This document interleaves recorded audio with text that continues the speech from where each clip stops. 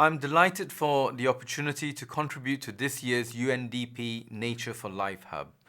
As Director for Trade and Environment at the World Trade Organization, I would like to offer you a few perspectives on how trade and trade cooperation can help preserve and bring out the value of nature. The vision of how trade and the WTO can contribute to protecting the environment has seen major progress in the last decade. We have seen a paradigm shift away from the view that protecting the environment is a cost that can hinder economic development, instead to a more positive one of how the WTO and trade can be part of the solution to both environmental and economic challenges. By connecting people and markets, trade has the potential to propel economic transformation towards environmental sustainability. It can do so by promoting sustainable agricultural practices, circular economy models, green infrastructure projects, resource-smart food systems, and land restoration, and many more. By doing so, we can reduce demands on our ecosystems. Let me offer just a few pathways through which trade can help our economies and societies to become greener, cleaner, more prosperous, and more inclusive. To begin with, at our ministerial conference this year, members concluded the WTO Fisheries Agreement, the first WTO agreement with sustainability at its core. This marks a major step forward for ocean sustainability. The agreement prohibits harmful fishery subsidies, which are a key factor in the widespread depletion of the world's fish stocks.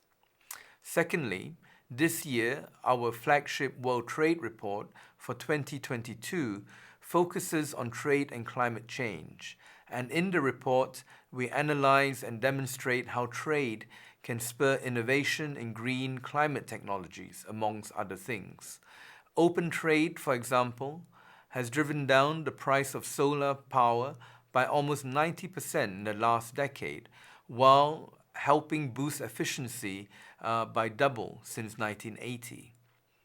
Trade can similarly propel a shift towards nature-based solutions, and this will not only lower carbon emissions, but also help developing countries jump steps in the development process, offering paths for sustainable growth. Biodiversity conservation can also be promoted through legal and well-regulated trade in sustainable plant and animal products. Such trade has helped animals such as the vicunias recover from near extinction. By requiring a mark of origin throughout the value chain, this has helped improve sustainability and traceability of vicunia fiber. Finally, we need to help developing countries to produce and trade more sustainably. The WTO Aid for Trade program can help lift farmers out of poverty, and by doing so also contribute to reforestation and more sustainable forest and land management. WTO members regularly exchange experiences at our Trade and Environment Committee on illegal logging, trade of illegally harvested timber, and sustainable forest management. These exchanges and discussions can in turn facilitate understanding that may result in other countries adopting similar projects. And before I conclude, let me highlight that WTO members are already paving the way forward. 3 new environmental initiatives have been launched in December 2021. They exemplify the recognition that trade and trade policy have a role to play in addressing environmental issues, whether on issues such as plastics, on the need to phase out inefficient fossil fuels, or more broadly to advance the agenda of trade and sustainability. Therefore, the message I would like to leave you today is that international trade cooperation is essential to achieving our collective commitments to protect the environment, mitigate climate change, and prevent biodiversity loss and deforestation.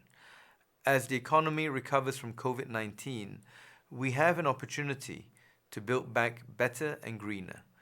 Our mission is to work together to help trade deliver results for people and the planet. Thank you for your attention.